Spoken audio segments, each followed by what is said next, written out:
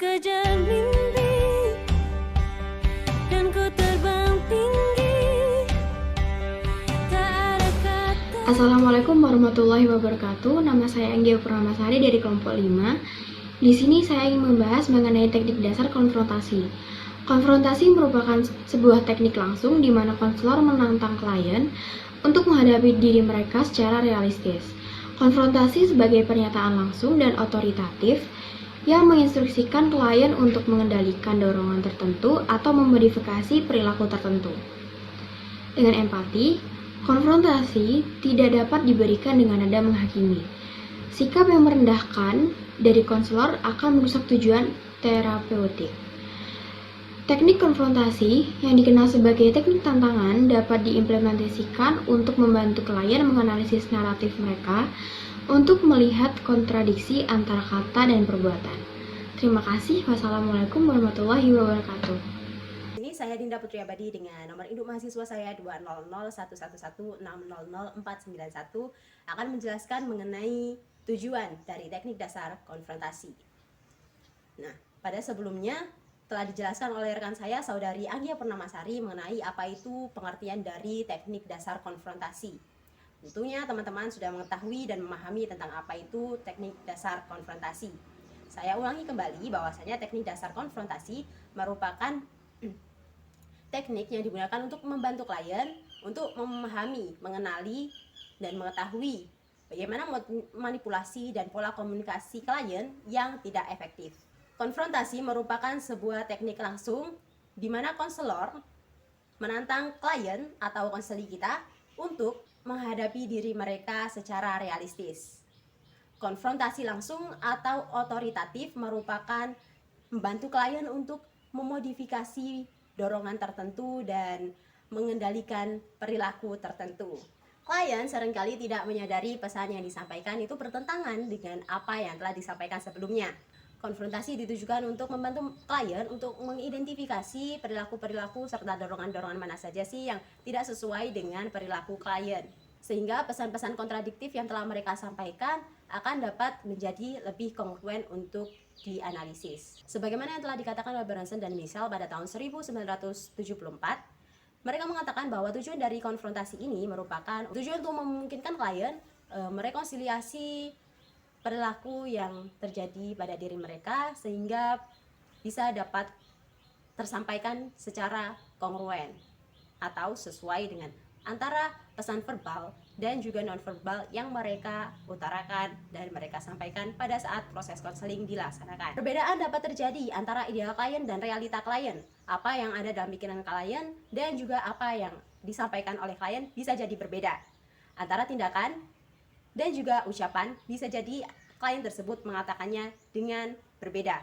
Penyampaian mereka berbeda. Sehingga konselor dapat memberikan pertanyaan, manakah yang tepat antara tindakan klien dan ucapan yang disampaikan oleh klien. Secara empati, konfrontasi tidak dapat disampaikan dengan nada yang menghakimi. Konselor tidak boleh menggunakan intonasi atau nada yang dapat menghakimi klien, apa yang disampaikan klien, sehingga klien merasa nyaman dengan apa yang mereka sampaikan meskipun konselor menggunakan teknik dasar confrontation ini. Teknik confrontation atau yang disebut juga dengan teknik tantangan dapat memberikan atau membantu klien mengidentifikasi pesan-pesan naratif yang telah mereka sampaikan untuk mengetahui sisi realistis sehingga terlihat kontradiksi antara kata dan juga perilaku yang disampaikan oleh klien. Konfrontasi meningkatkan kesadaran diri yang lebih besar kepada klien, sehingga klien dapat mengutarakan apa yang disampaikannya secara lebih kongruen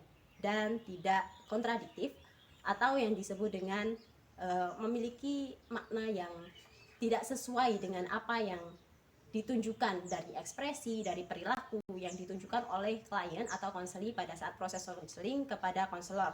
Sehingga dapat saya sampaikan bahwasanya beberapa tujuan dari teknik konfrontasi ini, yang pertama yaitu membantu diri klien untuk mengenali diri mereka dan dapat mengendalikan perilaku serta dorongan dan juga ucapan yang mereka sampaikan pada saat sesi konseling, sehingga konseli dapat melakukan penelitian diri secara jujur. Dari teknik konfrontasi yaitu membantu konseli atau klien untuk menyadari adanya kesenjangan antara perilaku, perasaan, ucapan, dan tindakan yang disampaikan oleh konseli pada saat sesi konseling dilaksanakan. Dan tujuan selanjutnya dari teknik konfrontasi yang dilakukan oleh konselor kepada konseli ini dapat membantu konseli memiliki cara pandang baru dari apa yang telah disampaikan.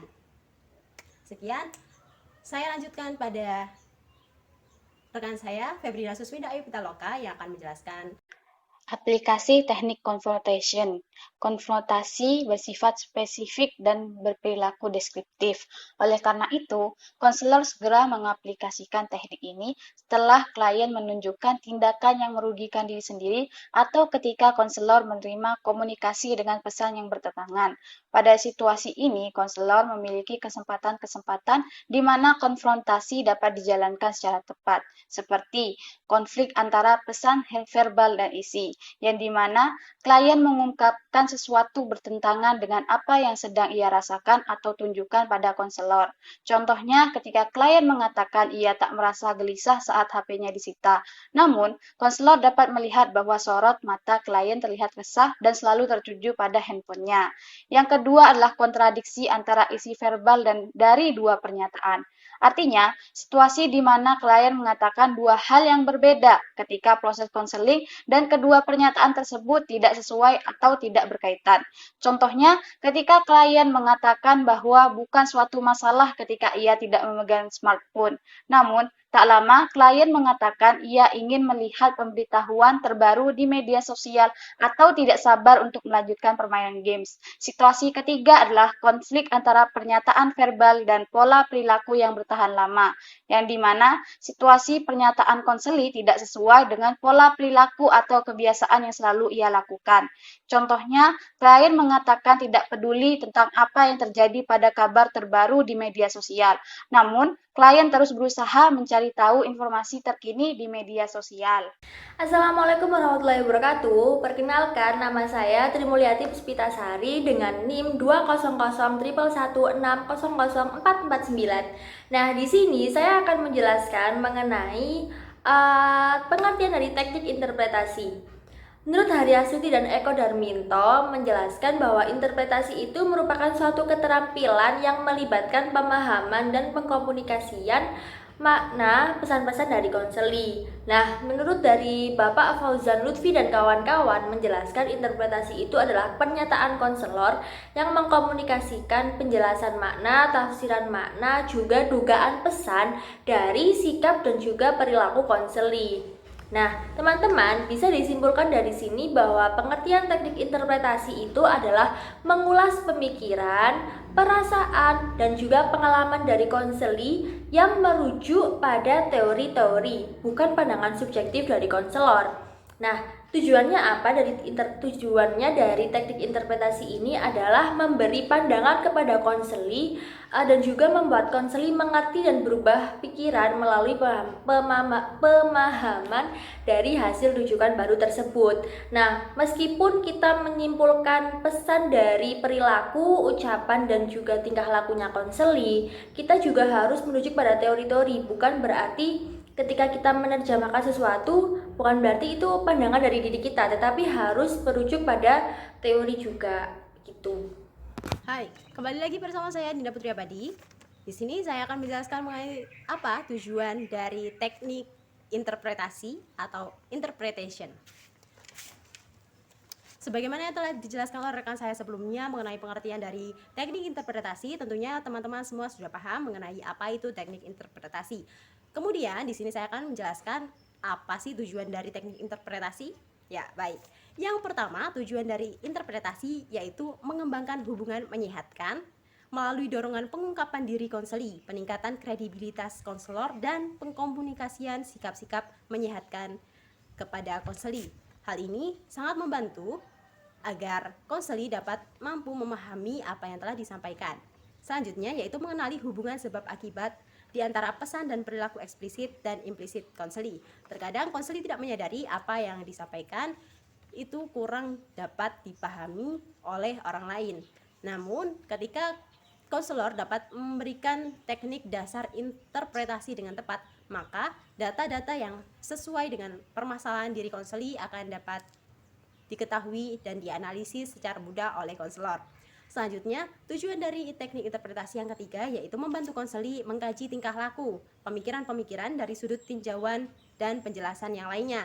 Dari sini, konselor harus dapat memberikan penjelasan-penjelasan yang secara teoritis dan ilmiah, tidak secara diri konselor. Konselor tidak boleh memberikan gambaran tentang dirinya kepada konseli pada saat proses konseling, karena hal ini akan menghambat bagaimana konseli menceritakan permasalahannya. Sehingga konselor dapat memberikan beberapa penjelasan-penjelasan secara teoritis dan ilmiah. Dan yang terakhir, tujuan yang keempat yaitu memotivasi konseli menggantikan pemikiran merusak diri atau tingkah laku yang tidak efektif, sehingga proses konseling dapat berjalan lancar dengan adanya teknik interpretasi ini, karena konseli dapat membicarakan suatu permasalahannya dengan sangat efektif. Sekian dari saya, selanjutnya akan dijelaskan oleh rekan saya. Kepada rekan saya, dipersilahkan. Aturan yang harus diperhatikan dalam interpretation.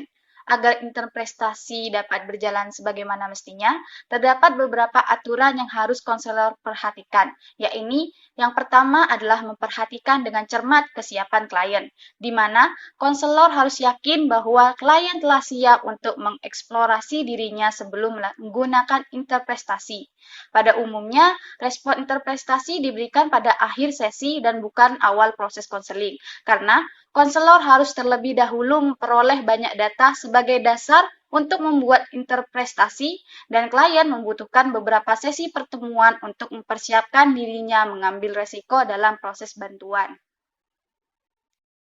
Halo, bertemu lagi dengan saya. Di sini saya akan melanjutkan penjelasan dari teman saya mengenai aturan-aturan yang harus diperhatikan di dalam interpretasi. Nah, aturan selanjutnya yaitu menggunakan kata-kata atau frase yang tepat dalam merespon interpretasi.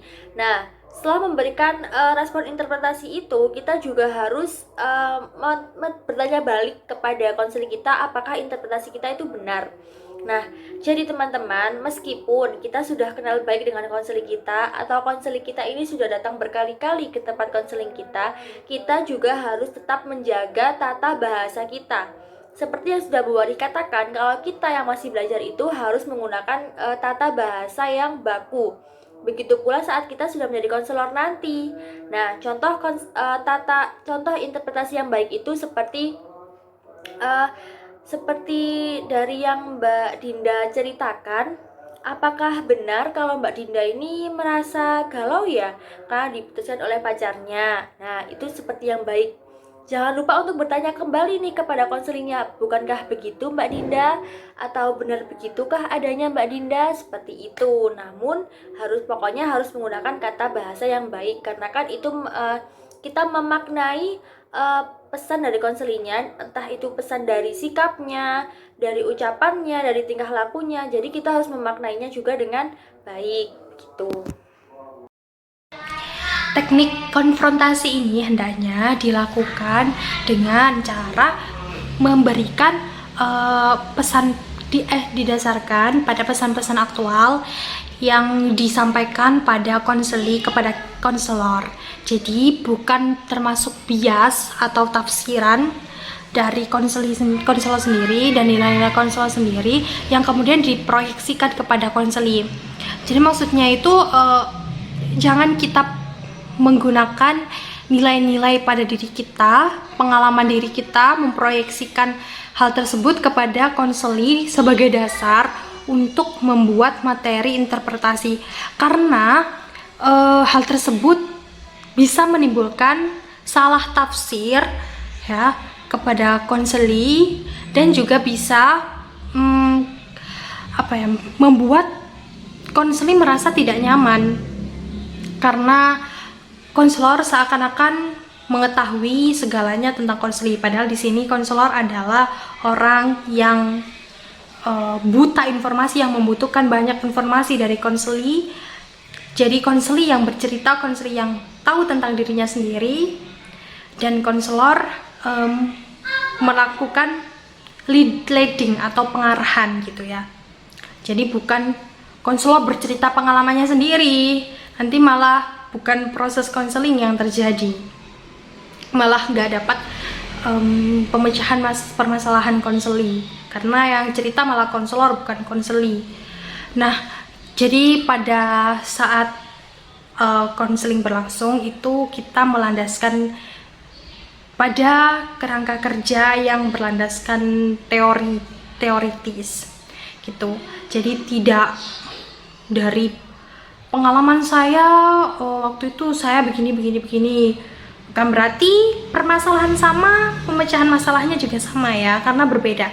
Setiap individu itu unik, oleh karena itu konselor hendaknya mengerti bagaimana situasi dan kondisi dari konseli dan permasalahannya bagaimana, kemudian melandaskan diri pada kerangka kerja yang dapat dipertanggungjawabkan menggunakan landasan teori yang kuat gitu. Jadi proses konselingnya bisa berlangsung dengan maksimal, tidak memproyeksikan pengalaman konseli atau nilai-nilai diri, tidak memproyeksikan pengalaman konselor menceritakan pengalamannya sendiri. Intinya konseli di sini yang bercerita, konseli dibantu atas pemecahan permasalahannya. Contoh teknik interpretasi. Yang pertama, interpretasi pengecekan informasi.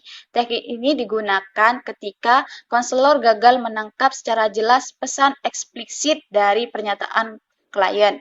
Contohnya, ketika klien mengatakan bahwa ia sudah mencoba bersikap ramah terhadap temannya dengan menyapa terlebih dahulu, tetapi ia tetap saja diperlakukan secara cuek dan seolah menjauhinya. Kemudian, klien bertanya kepada konselor ia harus bagaimana, sementara konselor belum menemukan pesan dari ucapan klien tersebut. Maka konselor dapat mengatakan, dari uraian Anda seperti itu, jadi Anda berpikir bahwa teman-teman Anda menjauhi Anda. Yang kedua adalah interpretasi tunggal. Ini dilakukan pada saat konseli mengungkapkan, saya langsung pada contohnya aja ya, misalnya gini. Ada konseli bercerita, iya Bu, jadi teman-teman saya itu ya Bu ya, kalau ke saya itu kalau lagi butuh-butuhnya itu baik banget Bu. Jadi bilang, aduh Sinta cantik, baik, boleh nggak kalau aku lihat tugas geografi kemarin nomor 3 aja, nggak apa-apa deh. Terus kalau saya kasih gitu Bu ya, mereka bilang gini, makasih Sinta, baik deh, cantik lagi gitu Bu. Nah terus beberapa hari setelah itu ya Bu, ada teman saya yang cerita ke saya, Sin kamu tahu nggak, kamu kemarin itu ya digosipin loh. Terus saya tanya ke teman saya, emang digosipin gimana? Masa dia bilang gini, ih kalian tahu nggak Sinta? Sinta yang itu ya, iya yang itu. Masa ya kemarin di Instagramnya itu upload story, sombong banget ya, udah sombong, so cantik lagi gitu Bu. Nah kemudian konselor mengatakan bahwa teknik interpretasi dengan cara contohnya begini, atas ungkapan Anda tadi, Anda mengungkapkan bahwa Anda tahu sikap teman-teman Anda terhadap Anda. Benarkah demikian? Nah, seperti itu. Contohnya seperti itu.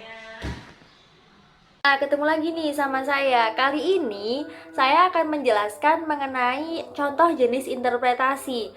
Saya akan menjelaskan mengenai interpretasi ganda. Jadi, interpretasi ganda adalah keterampilan untuk mengklarifikasi pesan konseli dilihat dari ungkapan dan juga gerak-gerik konseli.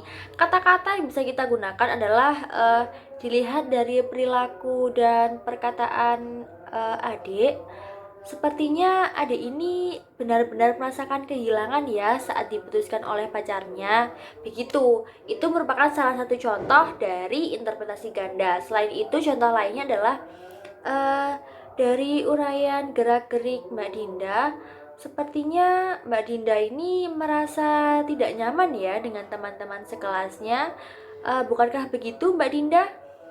Nah, itu merupakan contoh dari interpretasi ganda. Sekian dari saya, terima kasih. Wassalamualaikum warahmatullahi wabarakatuh. Dadah. Kan ku kejar mimpi, kan ku